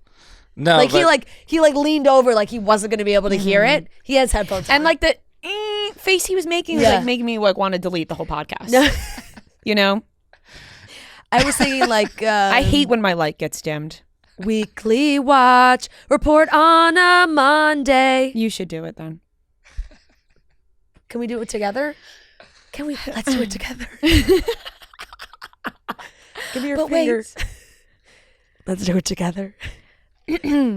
Weekly watch report on a Monday. Weekly watch report on a Monday. Weekly watch report. Beautiful. On Monday. Whatever. Beautiful. If you're still here, we'll talk about what we watched. You know what? I don't even care if like I don't people care get either. upset. I thought that was beautiful. You know what I mean? I'm just having fun. What's I tell myself when I get upset about the criticism. What are two girls supposed to do the day after seeing Wicked but not want to sing? What are you supposed to do when you don't have any talent but you enjoy singing? Mm-hmm. Am I not supposed to sing? No. Yes. No. You're right. We're supposed to keep going and enjoy life. Yep. Enjoy the things in life, even if you're bad at it. I don't tell people who are bad knitters that they should fucking stop. Okay. You have someone in mind? No, it's just That thought. was just like a very specific. Yeah. It was just a thought I had. Thinking of people's hobbies. But guess what? She's seen a lot of bad knitting in her day. She's I never commented on it once. I don't tell people if you're a bad painter, stop painting. Yeah. It's So. artistic expression. Right. Express yourself. Mm-hmm. Express yourself. Okay. Anyways, I'll stop now. After Noah tried to dim my light. It can never be dimmed. Cannot. Especially after Wicked. I watched My Old Ass on Prime. Mm-hmm. Prime Video. The ending of this movie, I was not okay. Yeah, I saw that it was a tearjerker. I'm gonna watch it this week. It's on my list, like high up. No, it's gonna rip you apart. Oh God. I can't. It like seriously like it was really good. Yeah. It was really What's good. the premise? Instant tears right now. It just was like It's like Aubrey. It's a young girl and then she's visited by her older self. Like it's like a time travel type thing? I don't think they time travel. no, they take a bunch of shrooms. Yeah. And she is presented with her older self, her 39-year-old self, and she is about to graduate high school, go to college, and Aubrey Plaza plays her older self, and she's basically like trying to teach her like avoid this, avoid that, like don't do that, trying to say like take a different path. Yeah. I have chills, honestly. I don't want to spoil it because No, I'm gonna watch it, but I heard it was fantastic. Fantastic. The way my Invisalign just hit fantastic was tough. Fantastic. I'm glad you did that because I was like on the verge of crying, and then you said, and then you fantastic. and then you said that, and now no longer am I crying. Yeah, good. But I'd recommend it. It's like it teaches you a lesson kind of, but it is sad, but it is, they're supposed to be happy, but yeah, really it's for something. It's one of those. My biggest fear. It's, Yep, one of those. So, I'll give it a B+. Because I will say there were like in the middle where I was like, fair, but the ending really pulled me back in. Yeah. It really fucking pulled me right back in. So I watched that. There's a new Cruel Intentions show on Prime. I heard about this. Love Cruel Intentions, the movie. Never seen it. Really? Yeah, never seen it. Oh my God, That's a one of the ones classic. I've never seen. I know. Ryan Felipe, right? Ryan Felipe and Reese Witherspoon. That's where that's how they come together. Yeah. And I just have to say, and this is gonna be straight up mean. Let's hold space for mean comments. Yeah. in this podcast. Yep. If Let's you're hold gonna space for being a bitch. yes, exactly, Fran. Mm-hmm. If you're gonna do Cruel Intentions, you better have a guy that can emulate the kind of charisma that Ryan Felipe put off. I'll leave it at that. He's not doing it. Not at doing all. it. Okay. I'll read my text with my sister because my sister is the biggest Cruel Intentions fan. Yeah. The biggest Ryan Felipe. Like literally since we started this job, she's been like, "Can you interview Ryan Felipe?" Like she's obsessed with Ryan Felipe. I texted her last night, and I'm gonna like censor some of my. I don't want to be that much of a bitch, Right. but I said, "This guy." No. The gist of the text messages were like, "This guy in Cruel Intentions is not as hot as Ryan Felipe," and she wrote, "Don't get me started. It's been bothering me since Thursday. They're not even comparable." And I wrote, "I'm low-key, like, not as interested." And she wrote, "I'm not even low-key. I'm 100% uninterested. I stopped watching at episode 2 because I was so mad. I don't know how they could do this." The "I don't know how they could do this" text was so fucking funny to me. I don't know how they could do this. And she just said, "I just don't get how you don't cast an extreme heartthrob. This guy makes me feel weird." Which was making me laugh because she really is like the biggest Ryan Felipe Cruel Intentions fan. But that's just going to happen, I think, when you have like such an iconic movie like that and then you have a show. Yeah, I'm still interested in the show, but it's just like the guy to me doesn't have that certain je ne sais quoi that this role kind of, I mean, but who am I to say? The casting directors, the director, they all chose him. Yeah. They all chose him.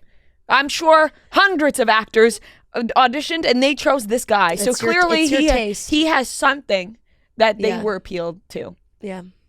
Me, not so much. I had that issue with what was the show that everybody told me to watch? The Walter Brothers? No. My Life with the Walter Bros? No, I enjoyed that one. Yeah. No, I Lady remember Jane. Lady Jane, yes. And I was like, this is not gonna cut it. I remember you said that to me. You were like, "This is gonna sound mean. This is not gonna cut but it. This guy's not gonna cut it. It's not gonna cut it for me." Yeah. And I thought I would go back and finish that show, and I have not. So I never went back to it after watching the first 3 episodes. And like you said, this is called holding space, right, for being a bitch. And then we move along and we get a little bit nicer. But Cruel Intentions, I'm not deep enough to grade it yet. I literally watched the first episode and was so distracted by texting my sister that I can't give it a proper grading. What else did I watch? Wiccan. I'll give it an A+. What am I going to be shy about it? Yeah. Beat around the bush? What am I going to beat around the bush? Yeah. Just straight up, it's an A+. You got to go where your heart desires. Am I going to try to find something wrong with it? No, I thought it was an A+. I agree. It's an A+ for me too. It really is. A+. I try to think like, could I be a little more critical? Sure. Because here I go and I'm bringing up Gia again, but she gave it a 4 on her letterbox. You know what? I saw that. And I texted her and I went, a 4? Friend, you know what I did? I swear to God. Yeah. After I saw that on her story, I Googled how many stars can you give on Letterboxd? Because I don't have Letterboxd. 4 has got it. In my head, I said 4 must be the highest. And that's what I said. I said, well, 4. I said, what a weird grading system. I said, wow, they go 1 through 4? Because when we walked out of the movie, she was like, that was amazing. She only had great things to say when we came out of the movie. She posted on her story, it was 1,000 out of 10. Yeah. So I had the same thought. I thought, oh my God, Letterboxd is 1 through 4? That doesn't make any sense. Whatever happened to 1 through 5? I think people get a fucking letter. And then once again, she's not here to defend herself. So sorry, Gia. But I think that some people get a fucking letterbox and they think they're the New York Times movie critic. They become a movie critic. I texted her and I said, a 4? We were raving about the movie. She said she thought it was a little too long and that there were some scenes that were a little too cheesy. And then she felt that it was, which is funny because there was this criticism on Twitter. I saw it. I just don't have that eye. Like visually to me, I thought it was spectacular. She was like, I thought it was like not like colorful enough. Like it just like was like a little dull. Like she was like this set, like she wasn't blown away by the set. You can also give a half star. what? She could have given it 4.5. No, right? I know. She went full down to 4. I'm nauseous. No, I know. I said I literally couldn't nauseous. keep going with that. Because I can't believe we both looked up the letterbox thing. Because I truly was like, No, she loved it. She said she loved it. She put 1,000 out of 10 on her story, and then you give But it a 4. this is where How do you I'm give it 1,000 out of Right. 10? That means you'd give it 1,000 out of 5. Right, but this is where everybody's a fucking Everybody's a critic. Everybody knows the best. Everybody's a critic. She said she wasn't super duper impressed visually. She John said, I don't know. M2 knows more. She said, I don't know if it was a screen, but I wish it was brighter. What? Now, John had a response because people online were saying this. To Gia? Not to Gia. People online were The saying. way I draw my... What? No. People online were saying that they did feel like the movie was desaturated, that this like wasn't as bright. People are expecting like Barbie. Yeah, maybe. I think in fake world, I don't know. And his response was, there's color all over it. I think what we wanted to do was immerse people into Oz to make it a real place. Because if it was a fake place, if it was a dream in someone's mind, then the real relationships and the stakes that these two girls are going through wouldn't feel real. So he wanted to make it seem like a real world, but at the same time, obviously, it is fake. But I get what he was trying to say. Let me tell you something. He didn't want to make the movie look like a dream. I like that. And I I don't like even see that it. vision. Yeah. And let me tell you something. I didn't think about the lighting for not a millisecond. Not a second. Not of 1 that second. Movie. No, not 1 And second. you know what? Can I just say? Not 1 second. That is proof that the older ladies that we are, Yeah. it's nice to be a little naive to the internet. Yeah. Because Gia is spending too much time on TikTok reading every criticism that people have to offer, and then you see it and then you start thinking it. Yeah. You know? Yeah. Because that wasn't even a thought in my brain. I know. That's what I said. I just had to go off my gut reaction when I walked out of that theater and I was floored. Gut reaction, A+. Yeah. And this is what I mean, and I said it on the last podcast, but people root for bad things. They want to nitpick, a little movie critic. Yeah, What can we yeah. fucking take apart from this movie? Me and you, we're not movie critics. No. We see art, we respect art, we give it an A+. Yeah, So I that's agree. that. I didn't agree. think a second about the lighting. Neither did I. I'm upset that people are upset about the lighting. I will say, I am. yeah. I think like we saw it on I think I maybe need to see it on a bigger screen. I will give her that criticism that it was like it was at 1 p.m. on Sunday, like smaller. IMAX or no. It was just a normal laser AMC screening. Okay. So the screen was, but but truly would have never crossed my mind. That's so funny. That was 1,000 out of 10. Amazing, but a little desaturated, so you lose a star. A full star. She knocked off a full star. I couldn't believe it was a 4. Should I get her in here right now? I don't know. I think it might make me me upset. Yeah. I don't want to have to fight with her. I know. We stopped talking about it last night. If you want to bring her in here, but it's not going to be good. I know. Let me I'm see if I can going to be call- upset. Well, let's just see if she was in the office before, but let's just see. Hello? Hey, are you recording? No, why? Can you come into the Chicks in the Office studio for a second? Bria and I want to question you on your 4 out of 5 stars for Wicked. Okay, sounds good.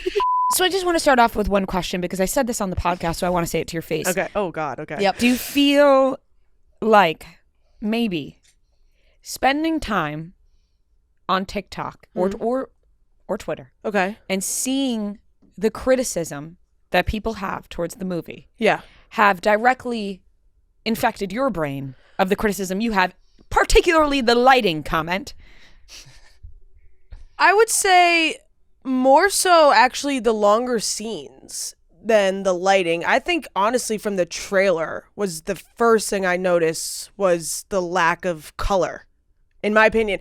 Not that I didn't think it was colorful. I just thought that it was a little dull. But do you get what John M2 is saying when he says he wanted it not to feel like a dream world? But it is. It's a fake world. But It's a not movie. For them. It's real for them. It's not for them. It's real for the girls. Okay, but It's real for us. Okay, no. But they're not watching themselves. Our joke was funny because I said, you posted on your story like 1 million out of 10 and then you slapped it with a 4. And I well, said, a 4 is still really high. But if you do 1,000 out of 10, that's more than a 5. I mean, that's at least a 4 and a half. I think maybe that was And honestly, me and Fran both had the same didn't happen to us. Do you think we that had you have to be artsier on Letterboxd when you do your grading? Because people are artsier on Letterboxd. Good question. That they're all Well, you are talking critics. to a film studies and documentary production minor, Yep, so okay. I I have also went to- I also been went to school for artsy film. since day one. I went to okay? school for film. I have been. I dropped out, but I went to school. I've been critiquing film since a young age. But no. I still think 4 stars is very high. For a movie to be 5 stars for me, that has to be basically perfect. But you said 1,000 out of 10. Exactly. That's just an exaggeration. But I'm holding on to the 1,000 out of 10, and so much so, Fran and I had the same thing. We're where holding we both, space for the 1,000. We are, and we had to. Thank God. And we had to Google how many both- stars you can we give on actually Letterboxd. both looked up. I when looked you it up. posted 4, I said I Googled is 4 the highest amount of stars you can give on Letterboxd. I googled how many No, stars. 5 is. 5 is. How many yeah. stars can you give on Letterboxd? And when I saw that it was 5, because I thought, wow, what a weird grading system. Okay, well, I didn't say 1,000,000 out of 10. Yeah. So like, Well, that, I mean, like, all I'm saying is 1,000 out of 10 and 4 out of 5 stars do not translate to the same grade. I don't know. I think agree. from an I initial fully reaction agree. standpoint, it was so great that I was like, "Whoa, this movie's so good." And then when I kind of was like thinking about like how I was feeling during the movie, because like you come out and it's right after Defying Gravity, so you're like, "Oh my god, Yeah. what a scene!" Blah blah blah. And then when I was walking home on my bike, just thinking about the movie as a whole, I felt like Ariana Grande, like she was amazing, show-stopping. Yep. She just looked a little washed out to me, like her skin tone with her hair and So her you're outfits. really you're That takes a you're full just star? you're on the But in the saturation whole, even you're on the Emerald saturation City, train. the Munchkin Land, like everything about it just seemed a little less extravagant than I expected it to be. I think. But isn't Like the Emerald City to me kind of looked like a bunch of hullabaloo. Like there wasn't really any. Hullabaloo, she said. I can't believe the words coming out of her mouth. Hullabaloo, she said. Oh my god! I know. Listen, I'm sick. But here's the thing, like that's why I can't- thought I was it just was looking at also my Google great. searches of Letterboxd. there are scenes in the movie in which I thought this is unnecessary. Let's move on here a little bit. But I thought they were so quick where it's like a The great yellow brick road, like really, we're going purple, I told you blue, that's what she said. green. We're repeating Ooh, the ourselves a yellow, little that bit. has a nice tone to What it. a- what a- Fucking cut that scene. What Why? a nitpicky! You know everybody- What a little nitpicky response. You know, to a beautiful everybody scene. loved that. You know, everybody loved that line from Ariana. Everybody's talking about that. I think they said she ad-libbed that. That it's just like when she says, It was so it's Glinda. I think it's road. That's whatever she says Yeah. about the yellow being road. Everybody fucking loved that line. It was so But Glinda. also think about Well, how God long forbid that scene. someone has a criticism. Well, think about how long that scene really was. A minute. yeah, and it was 2 hours and 34 minutes. It would have been better if it was 2 hours and 32. it was 2 hours and 40. Yeah, it was a long movie. It was a long movie, but the length did not bother me at all. Same. No, I agree. I just felt like there were certain scenes where I Now- was like, that wasn't necessary. Now to I'm gonna the repeat plot. I'm gonna repeat myself. So Noah, maybe your editing skills is gonna have to come into play here a little bit, but the length, I said that like when you go to see a musical on Broadway, there doesn't have to be as much dialogue. Yeah. But when you watch a movie musical, people are so critical of movie musicals because there's so many people who go see it who like are expecting a movie. Yeah. That they put more dialogue in, and that's gonna make for a longer no, movie. That's true. That's very true. You I know, get because if that. it was all just singing like it is mostly in the musical more Yeah. vibes, people would be like too much singing. yeah, I get that. At the same time, you got to know what you're getting into with the movie musical. Like, they Yeah, of sing. course. I think the reason But I that do at the like end of the shows- day, I think the saturation should have deserved a quarter of a star. It's knockoff. not just saturation. It's like just the color grading in general. I'm more just thrown off by the 1,000 out of 10 story into a 4. Yeah. Well, we're right. on the weekly watch report, so what would you give it as a letter grade? Oh God. A minus. Okay. Okay. Yeah. Okay, I gave it an A+. You guys don't understand. A 4 on Letterboxd is very, very we high. wouldn't understand. We're not on Letterboxd. You're not on Letterboxd. We're not on We wouldn't Letterboxd. understand. I don't. We don't watch as many films. You guys don't She critique is like, film let the me way put that this I in do. simple terms for Yeah, you yeah. guys. Let me She break. was like, let me break tell it you down dummies. for you uncultured swine who just see a movie musical and say that's good. All it takes is 5 seconds to download the app. Okay, Yeah. and all it takes is for I you just to be was on the thrown same- off by so your people on Letterboxd who follow you on Letterboxd. They're not What's the- following you on Instagram to see you put 1,000 out of 10. What's and the then average? and then they're like, she's But Yeah, do you're you trying not to understand knock what I'm out- saying? Like the Defying Gravity scene was so phenomenal that you walk out of the theater and your initial thought is like, "Whoa!" And then you kind of come back down to earth a little bit. Like that was so great. I'm still flying high. I'm defying gravity still today. So am I. Yeah. No, you guys aren't. No, I don't want people Look to to think the that I western- didn't like the look movie. to the I western fucking sky. loved No, the you movie. loved the I movie. No, you did cried love the the movie. entire She- time. She cried the whole From movie. from the first line of Glinda coming down in the bubble, I literally was crying my eyes out when she goes, "Oh, like we were." Some can say we were friends. I literally was like, Yeah. "Oh my god, I'm not okay." Like Yeah. this was a phenomenal movie. I just can't wholeheartedly give it 5 stars Yeah. because I just had some critiques. These critiques are for John. Me and John need to have a sit down conversation. Because let me tell you, I one-on-one. wonder if the problem would have been fixed with just a little switch of a dial. Sometimes that's all it takes. If they just took that saturation from a 1 to a 1.5, even would it have been a little brighter? I just, no, I thought the movie was phenomenal. There's so good.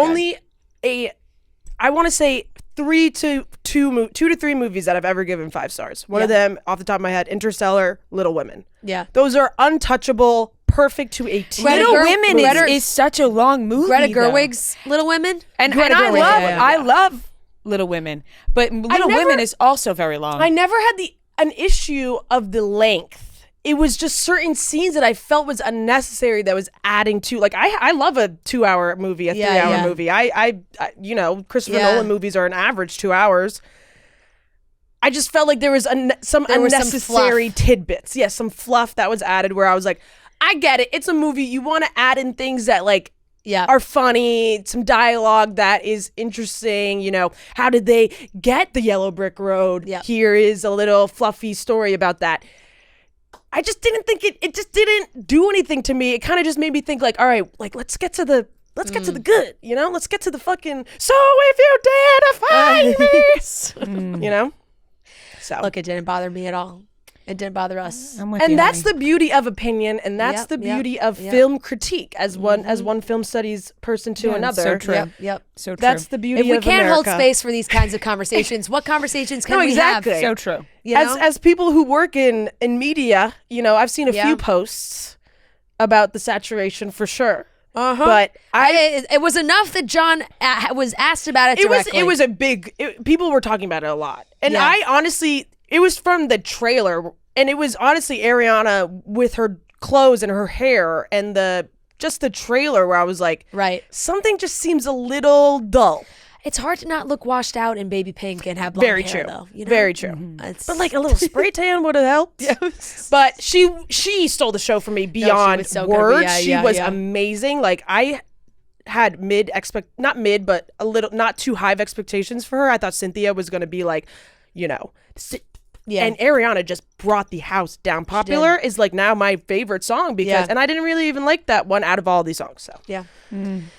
Okay, Gia, So that's thank my- you. yeah. Yes, Yep, thank you. Yep. That's Please, right. You no know, she hate. did end up giving. We said she gave it an A-. It's Yeah, that's a high fantastic. It's a score. great grade. We just were shocked. I was in between an A and A plus, but you know what? I got to go with my heart. and your heart's saying plus. Yep. Everyone has a right to their opinion. This is the thing. They do. And I also like, there's certain things that bother certain people that just would never bother me. You know what I'm Yes. saying? Unless it was so blatantly in my face, or like the color thing, I don't have that kind of eye. It just would not bother me. Yeah, maybe that's an us thing. Maybe that's an us problem. Unless the movie started out quite literally in black and white, and I was like, oh, they should probably add some color into Yeah. this. Maybe it's not even a Yeah, thing. right. Maybe it's a problem Maybe, we have. Right. Maybe and we're look, there could be a lot of listeners out there who are like, Gia's so right. Like And I'm- I had that same thought. and I'm but- sure there will be. And they will. Once again, there was enough people that thought that John was asked about it in an interview. I just wanted to know if that was a genuine complaint of hers Yeah, or if yeah, she just yeah. saw it online. Right, And I right. think it was a genuine I complaint think, no, of it hers. really was. Because I will say, she sent that text about the color like right after we saw the movie. So I was, and then then in my head, I was trying to like go back and think about it. And I was like, okay, here's the thing, like I see it. I see what she's saying. It is not like in your face, bright. But that was a creative choice. And now that that was a John M. Chu creative choice to not have it be that bright. And I honestly feel it adds, like he said, but like it feels more human emotion. Like I feel like we're able to relate to them more. Yep. And have those moments of tears and whatnot because of the realness it creates. Right. But that's our opinion, and many people are going to agree with Gia. I do feel that as well. We talked about Wicked so much today. We I did. can't Okay, believe I'll it. move Okay. on because Yeah. I don't have anything else to say. Okay. Oh, was that the last thing? I think for I've been movies? watching Veep. Yeah, Still, yeah, right. I'm on season 4. Oh, amazing. Love it. Love it. Still, Great. Okay. hilarious. Tropical vibes can be served all year round with Rum Haven. Rum Haven is made with real coconut water and no artificial flavors or preservatives for a clean and refreshing taste. You cannot beat the taste of real coconut water. It's delicious, clean, and refreshing. Rum Haven believes that Mother Nature does it best. That's why Rum Haven is crafted with premium Caribbean rum and real coconut water. You can enjoy Rum Haven straight over ice with a splash of club soda in your favorite juice, or you could even try our cocktail, the Chicks in the Office Little Fall Cocktail. We've been serving them on tour. Everybody has loved them. We have loved them. They are delicious. I cannot emphasize it enough. Honestly, it's a great Thanksgiving cocktail. If you are hosting for the holidays and you want a little cocktail to serve everybody, this is a perfect cocktail. You can get the recipe for our Little Fall cocktail and find out where to pick up a bottle of Rum Haven for yourself at rumhaven.com/chicksintheoffice. Whether or not you can catch us on the road this fall, head to rumhaven.com/chicksintheoffice to get the recipe for our Little Fall cocktail and find out where to pick up a bottle of Rum Haven for yourself. I didn't watch too much TV this week, actually, either. Movie week, since, went to see Wicked, A+. I watched Gladiator for the first time. Never seen it. The first Gladiator. Never seen it. Are you not entertained? And Gladiator 2, all the hype and whatever. And I know there's you don't have to see Gladiator to see Gladiator 2. So I've been told. But I was like, oh, I've never seen Gladiator. And Joe wanted to watch it. So I watched it. Good movie. I get it. I don't know. Great. I would say a great movie. I've heard not so good things about Paul Mescal? Mescal. Really? I've heard not great things about.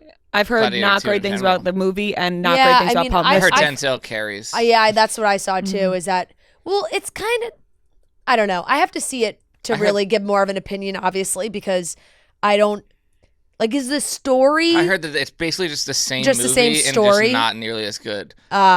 And there's just so many callbacks to the first one, but it's Yeah. just what was the point of this? I feel like Right. we went to go get lunch with Robbie Fox yesterday, and he is such a movie guy. Yeah. And I trust who he's hearing from. Yeah, and yeah, he yeah. was saying that he hasn't heard great things about Right. Gladiator too. Look, I think for me, the first Gladiator, it was, I think it's just one of those movies where it is so acclaimed and so discussed that I had not seen it, but I felt like I had seen it. Does that make sense?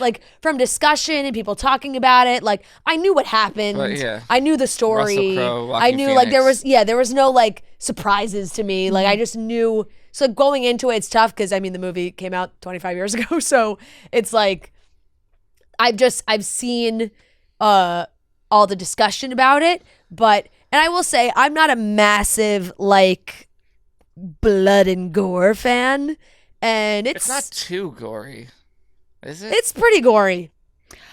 I saw it a long time ago. It's pretty gory. I don't really remember. No, it's no, it's it's a fantastic movie. I would give that Gladiator gets an A-. It's a great movie.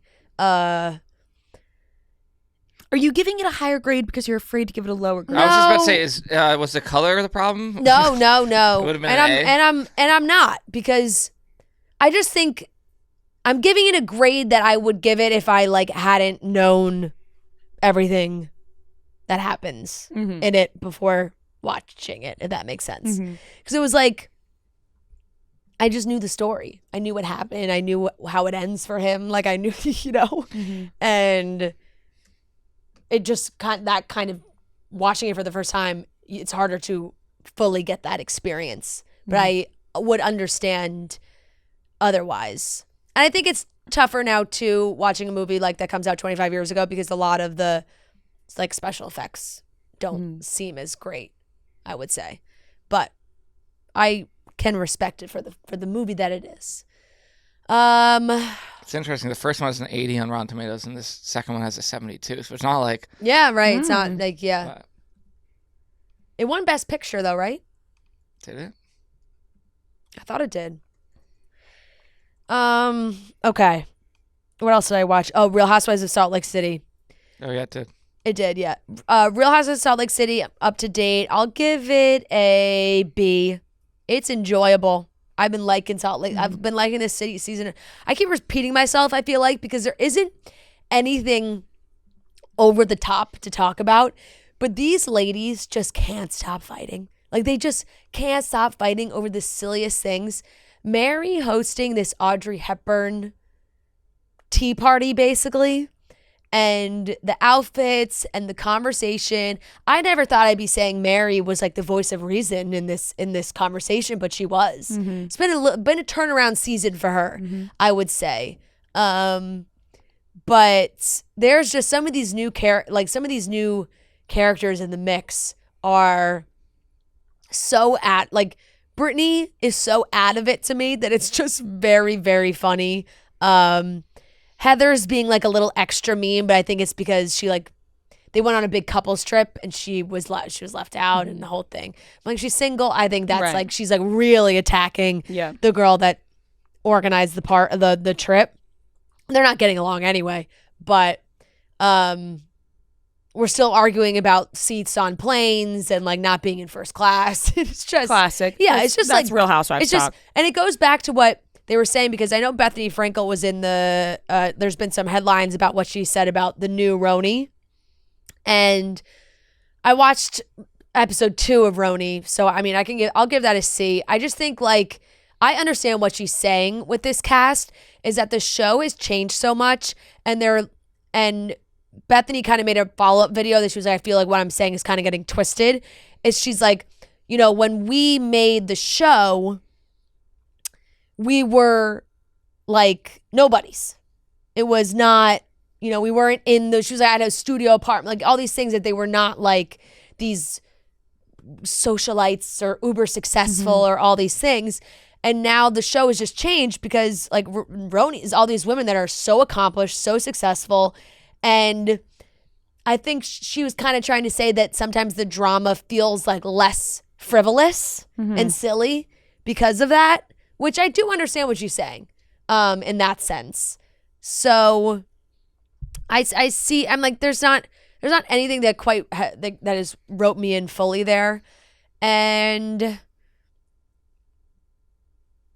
honestly, that's all I watched. I have not watched a single episode of Love Island Australia this week. I was watching. Traveling. Yeah, we were traveling. Joe and I watched some movies. Oh, I watched Deadpool and Wolverine. Forgot we're doing movies. I had not seen it, which is crazy for the Marvel fan that I am. I thought it was good. It was like, it's tough for me because I normally love Ryan Reynolds' whole like shtick in movies and everything. I love the Deadpool character. There was like one too many gimmicks in this movie for me. Like I love a callback. I love like a reference. I love that. But like I felt like the whole movie was built on that.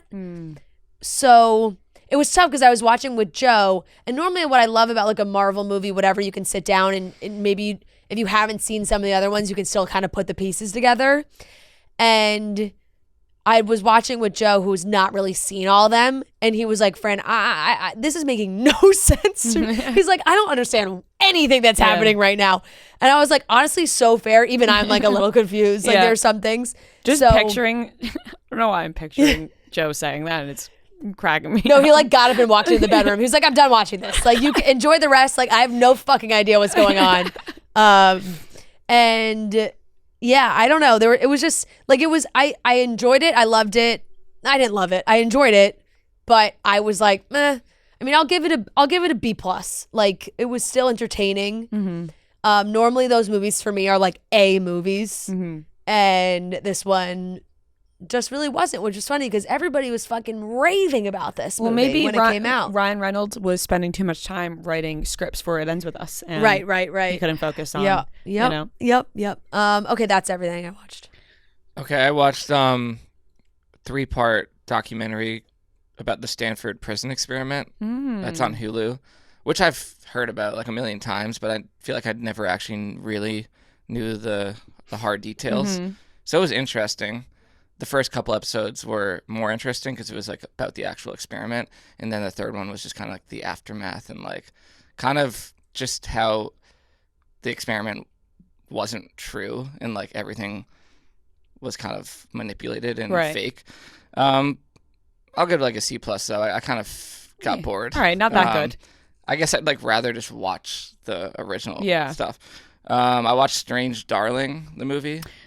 That's the one I talked about. Remember that I was very confused on how to... I remember, I was like, someone watched this that I know. It was me. Yeah. Which I'm like, do you like this kind of movie? Because that was like very like intense. That's and, the like, exact conversation that we had, that I don't really like this kind of movies. because I was like, maybe it was real, but then I'm like, this doesn't seem like a movie. I thought it was really good, but it was very intense. And then there were a lot of times where I thought, oh, I know what's going to happen. And it was partially true, but then I was surprised in another way. I thought it was really good. And the acting and just the way that they told the story and like structured everything. I'll give it an A-. I thought it was good. What did you give it? I don't remember. I remember if you were to give something right now. I remember. I remember you being like, I don't even know how to give this a grade. Yeah, because I was like, this is not my kind of movie, but I know people like it. Yeah. Okay, I remember that. Yeah, I thought it was good though. Say Nothing, which is that show set in Ireland that I was talking about last time. Oh yeah. It's on Hulu. I watched episodes 2 to 7, so I think I have like 2 or 3 more. Really good. Also another story where I'm like, I've heard about, the war in Ireland and all that stuff, but like not really in great detail. And yeah, it's crazy story. Crazy stuff. Speaking of Ireland, Bad Sister season 2 is out on Apple. Oh, I never got into that. Oh, Sex Lives of College Girls. It is. Oh my It's God. out Wait, too. I watched the first episode. Oh, you did? Yes, I did. Is it good? Yeah, I just love the show. What's Yeah, that yeah. on? It's on Max. right? Sorry, Okay. add that to mine. I'll Just give it. episode 1. I'll give it a B. Are they all out or is it No, just one. Oh, it's week by week. I'll give it a B just purely because there's not much happening yet, but strictly I really just You were like just happy the to show. see them I was again? happy to see them again. Yeah. And then I just watched the newest Shrinking episode, which still continues just to be solid. It is I'll good. give it a B. Like I didn't love this one as much. It is good. I haven't But- watched the new one yet. Yeah. And yeah, that's. I feel like there was a new cameo in this week. Now I'm forgetting who it was, but it was like a well-known actor who is now in the show. What days did the episodes come I think out? it come out on Tuesday or Wednesday. I think I've watched one. Was it 6 or 7 that just came out? I don't 7 was the one from last week. know. Okay, yeah, I've watched through 6. Yeah. So I don't know. I can't. I'm not sure if the cameo's in 7. Then I haven't watched that one yet. Yeah. But that's it. I'll say I'm excited to clock in some TV this week because there's seasons of shows out that new seasons. So Bad Sisters, based on a true story, the one with Kaylee Cuoco. Wait, Yeah. that's back. Yes, season 2. I just butchered the last name, but season 2 of that is now out. The whole Oh, I thing. like that. So excited to watch. I cannot Is wait that the to one watch that's on that. Peacock? Yes. Yeah. Yeah. Cannot wait to watch season 2 of that. Shrinking, I have to catch up on. There'll be new episodes of Sex Lives of College Girls. So Will you ever watch Only Murders? right my now, God, right it's now, crazy. there's I keep forgetting there's so about much to it. catch up on because Yeah. I'm still in the middle of the Penguin as well. So You got to finish the Penguin. no, I know, Yeah. I do. The thing with the Penguin is they're feature films. Yeah. No, they so are. trying Yep, to yep. hold space for the time Yep. to watch. Also, I started rewatching The Sopranos. I forgot about that as well, but I've seen it a million times, so I won't give it a grade. Yeah. It's an A, obviously. You could throw that on there, but I don't want people to think that's my first time I'll put on the graphic. What season? But are I you will on? say, whenever I do a rewatch, I never really start from season 1 Yeah, because you I've have to seen it a bounce million around. times. But I watched the first episode of The Sopranos for the first time since I watched it for the first time because I Oh. always Yeah, rewatch yeah, from the rewatch. middle. What a fantastic first episode of a show. It is. It is. It What? is a great so no episode. fucking ZD? Yeah. It's like the lines in the first episode are so good. So yeah. All right. Claire texted me, and she goes, "I'm starting One Tree Hill from the beginning for the first time ever." I said, "Oh my, God. I said, I said, enjoy. I'm so jealous. You're on. I said, what a ride you're on for the first time ever to have that experience again. I would give anything. Oh my God, I'm so jealous of right? her brain right now. To never have seen it. Damn. She was like, so this guy was really having sex so much, unprotected sex. He's got the kids are in the same grade. I was like, yep. Oh my God. Wow. So jealous. I know. That's incredible. I know she's like, she asked me, she's like, oh, are you gonna, like, am I gonna get more answers to like to the timeline here? I was like, oh yeah, Oh, God. just wait. Let me tell you, they answer everything and add some things that don't Just need in wait. it. Yeah. But know. wow, jealous. Right? All right, that's everything we watched. All right, that wraps up today's episode of Chicks in the Office, a wonderfully wicked episode of Chicks in the Office. A wickedly long. Yes, a wickedly long talented episode of Chicks in the Theater. We'll be back on Wednesday for a Wicked Wednesday.